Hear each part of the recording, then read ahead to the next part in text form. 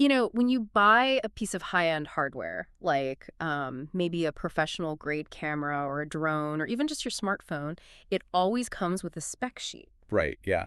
A literal printed manual. Exactly. It's a printed manual of that object's absolute limits. You scan through it and you see uh, the maximum battery life, the exact operating temperatures it can withstand, the payload capacity, the storage limits. Yeah, when you look at that manual, you don't call those limits mysticism. No, you don't call it magic. I mean, you just call it engineering. The object's physical reality is defined entirely by its parameters. You don't, expect your sedan to suddenly sprout wings and fly to the grocery store because wings just aren't in the spec sheet. Right, it is entirely bound by the physical constraints of its design. Mm. And if it operates outside of those constraints, well, it usually means the machine is breaking down. But then when we talk about our own lives, right, our trajectory, our health, our fate, we tend to throw that concept of engineering completely out the window. Oh, totally. We treat it completely differently. Yeah, we like to imagine human destiny as this hazy, mysterious, almost romantic mist where, anything is possible if we just try hard enough.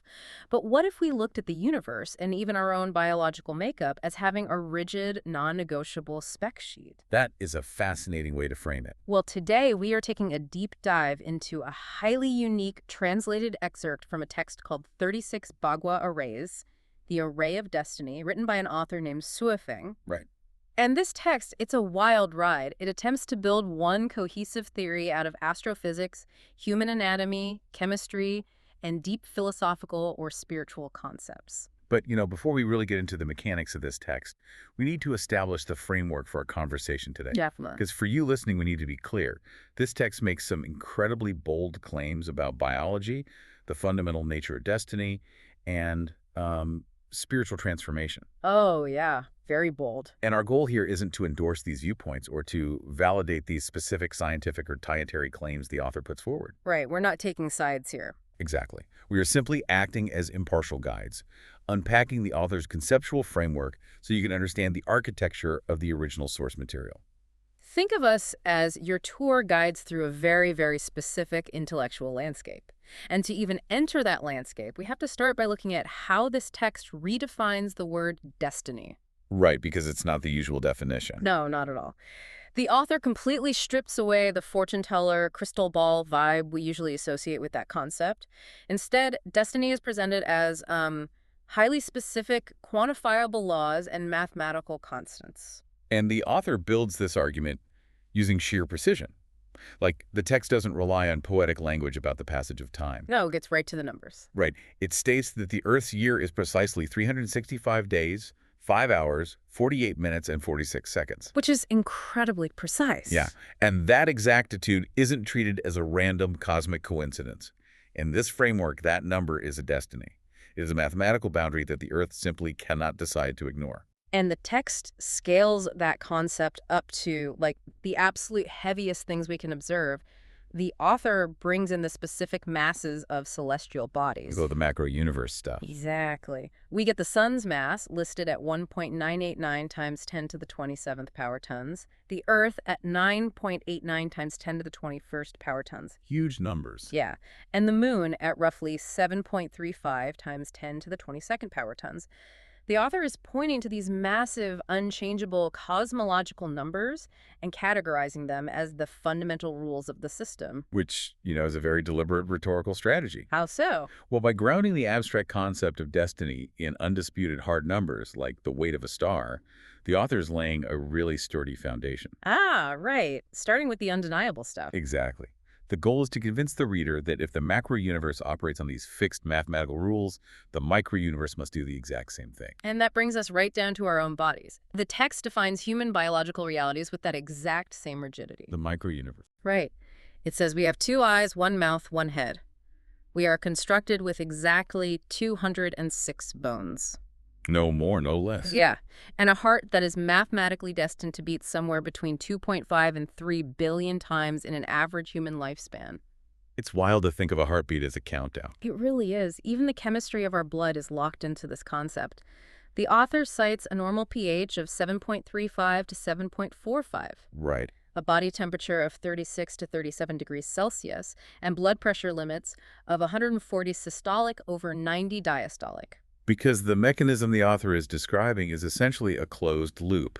What do you mean? Well, a human being cannot just decide to have a normal body temperature of, say, 50 degrees Celsius. The biology simply won't allow it. Yeah, you would just die. Exactly.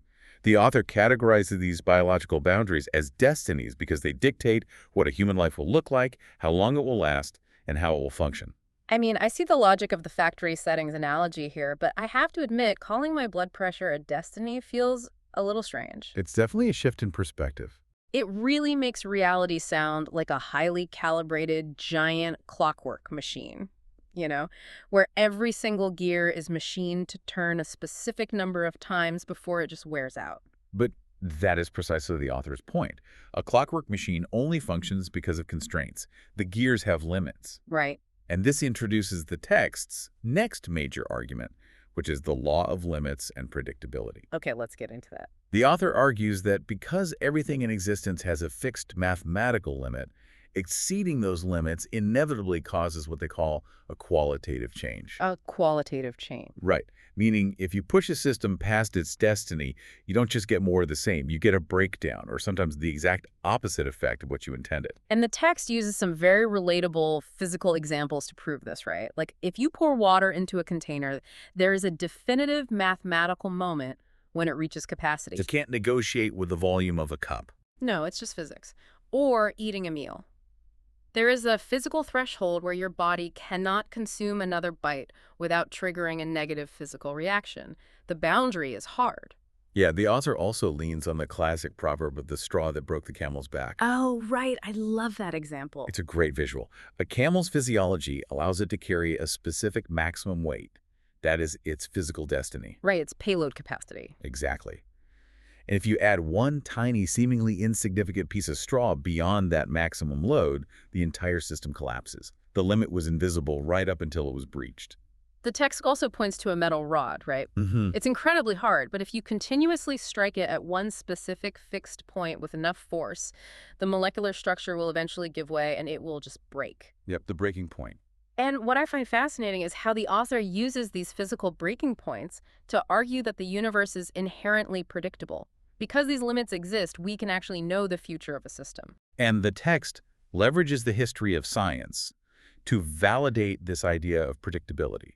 It brings up weather forecasting as a prime example. Oh, that makes sense. Yeah, the very fact that meteorologists can model and predict the behavior of the atmosphere for the coming days suggests that the atmosphere is following a set of structural rules.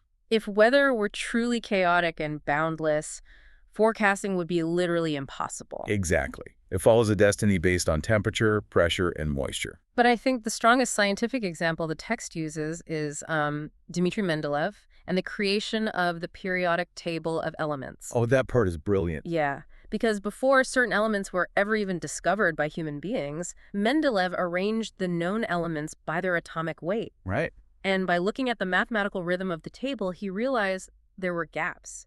He predicted the existence and even the properties of chemical elements that no one had ever seen. Which sounds like magic, but it's just math. Exactly. He essentially said, the universe's laws demand that a specific element belongs right in this empty space. And years later, scientists actually found them. Mendeleev read the spec sheet of the universe and saw what was missing. It's just a brilliant piece of scientific history to include because it proves that the physical world obeys an underlying mathematical architecture. I mean, I follow the logic there. Mendeleev using math to predict a missing chemical element makes total sense to me. Right. But I really struggle with the massive leap the author makes next. The jump to personal destiny. Yeah. It is one thing to say an iron rod has a breaking point, or that a chemical element follows a predictable rule, but the author then takes that exact same logic and applies it to our personal lives. It is a big leap. The text seems to argue that human drama is just as mathematically rigid as the periodic table. How does the author even justify jumping from the physics of a metal rod to the complexities of human suffering? Well, the author justifies it by refusing to separate human life from the physical universe. In this framework, human beings aren't special entities hovering above the laws of physics and chemistry. We're entirely subject to them. Interesting. The text explicitly argues that our lifespans, the diseases we'll contract, the exact timing of our recovery or physical decline, the people we cross paths with, our specific conflicts, and even the job you hold, These are all inescapable destinies. Wow. Yeah, they are just the complex downstream results of millions of interacting variables operating within fixed limits. So, in the author's view, my career path, or like a random argument I have on a Tuesday, is just a highly complex chemical reaction that was always going to happen based on the initial variables. There is Exactly. no wiggle room at all. None. The author sums up this rigid worldview by quoting an ancient proverb. What is meant to be will always find a way. What is not meant to be cannot be forced. Wow. If you are not destined to hold a certain position, the system simply will not allow the variables to align for you to achieve it. I mean, if you really internalize that concept, it feels incredibly suffocating, you know? It can, yeah. Being locked into this rigid destiny array, as the text calls it, it sounds like being trapped in a cosmic cage where your choices don't actually matter. But the text anticipates that exact reaction. Hmm. It suddenly pivots from explaining what this destiny array is to arguing why it is absolutely vital. Vital. How so? Well, the author makes the case that without these strict, unyielding limits, we wouldn't experience freedom.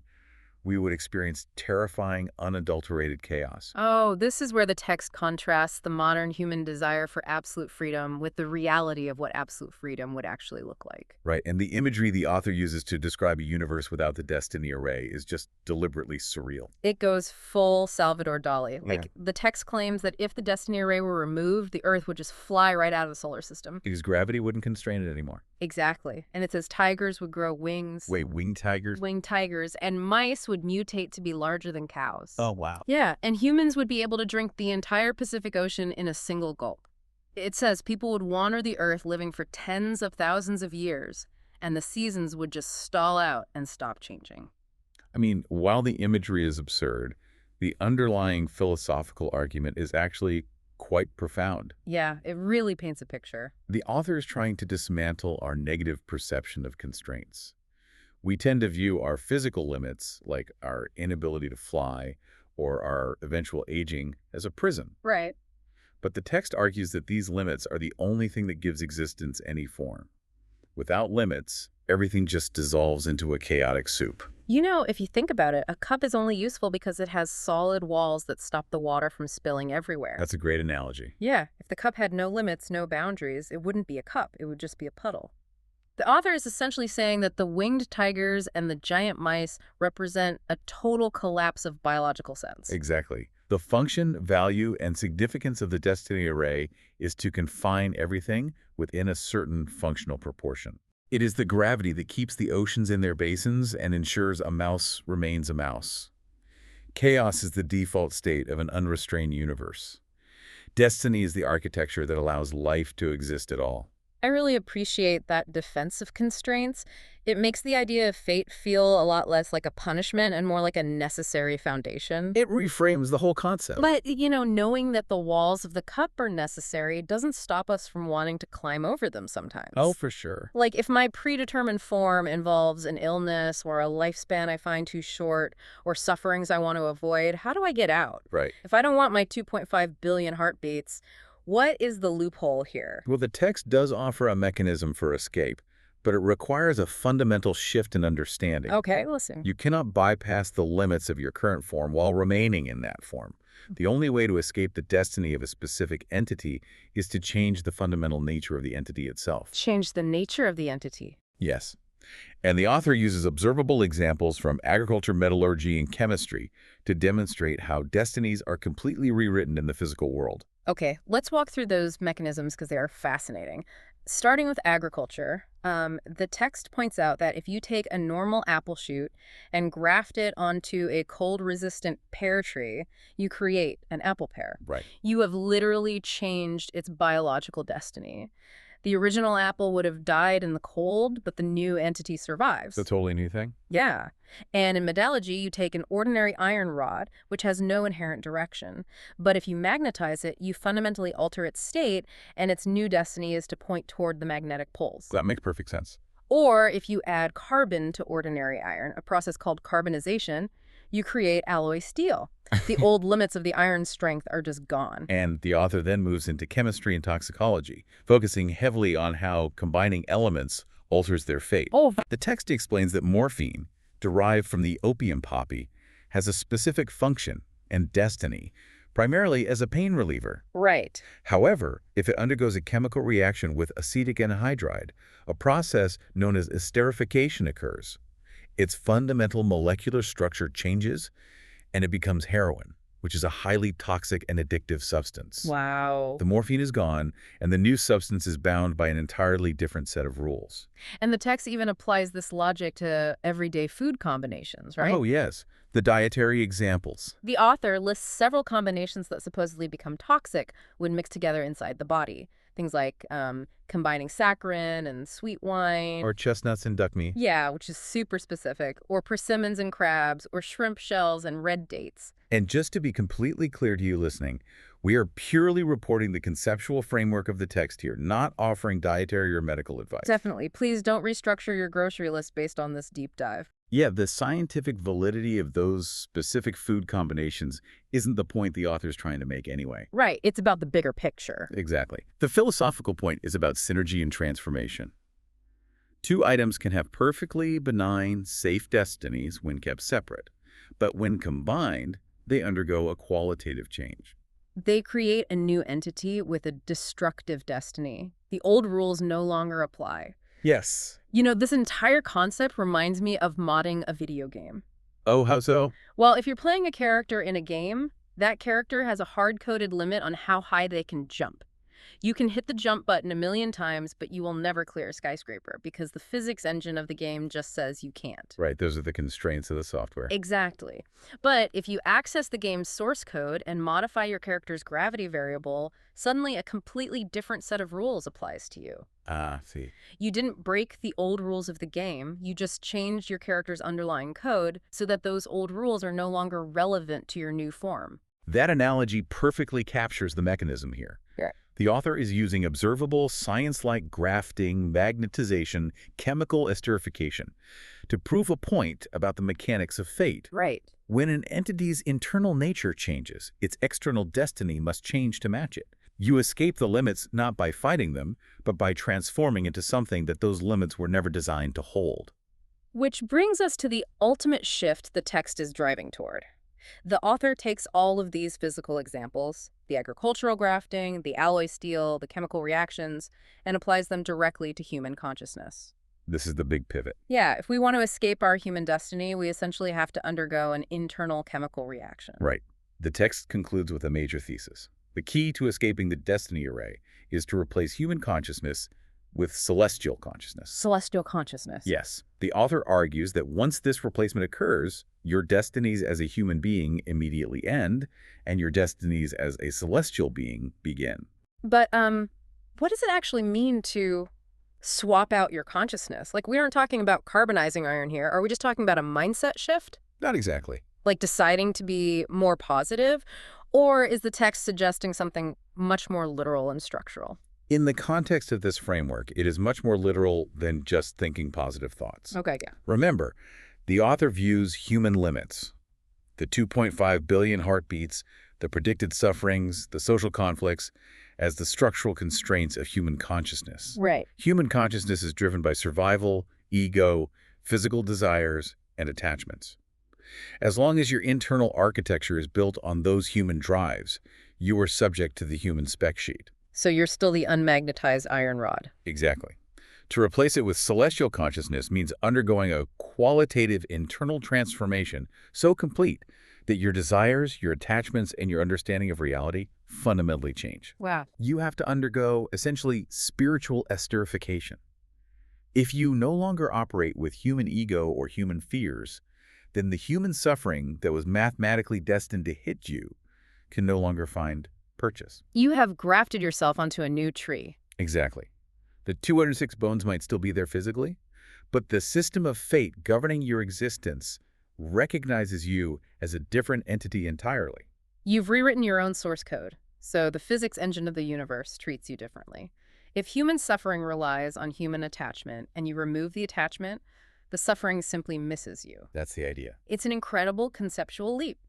We traced a line from the exact mathematical way of the moon through Mendeleev's periodic table, past the absurdity of winged tigers, all to arrive at this idea that the only way to escape our biological destiny is to stop being human on a fundamental level. It really forces you to look at your own limits differently. They aren't punishments, they are parameters. Right. And if you don't like the parameters, you have to do the incredibly difficult work of changing your internal state. It makes you wonder how much of our daily friction is just us slamming into our own spec sheets over and over again, expecting a different result without actually changing our code. That is a great way to frame it. And as we synthesize this text, I think it raises a really fascinating question about our immediate future. What's that? Well, the author argues we must achieve a spiritual celestial consciousness to rewrite our limits and escape our biological destiny. But if you look at the trajectory of our world today, we are attempting to rewrite our limits through technology instead. Oh, absolutely. We're literally trying to change the hardware. Exactly. With the rise of neural implants, genetic engineering, artificial intelligence integration, and life extension therapies, we are actively trying to alter the biological spec sheet the author laid out. We are trying to push past the 2.5 billion heartbeats and the rigid cognitive limits. Right. So the question becomes, are we actually engineering a new nature for ourselves? That's a huge question. And if we do fundamentally alter our biological limits through technology rather than spiritual transformation, will we truly escape the destiny array, or will we just find ourselves trapped in an entirely new, much more complex set of constraints? We might just be building a new cage with slightly wider bars. If we change the biology but keep the human ego, we might just be creating an entirely new category of suffering. It's a lot to chew on. It really is. Well, until next time, take a close look at your own parameters, and we will see you on the next deep dive.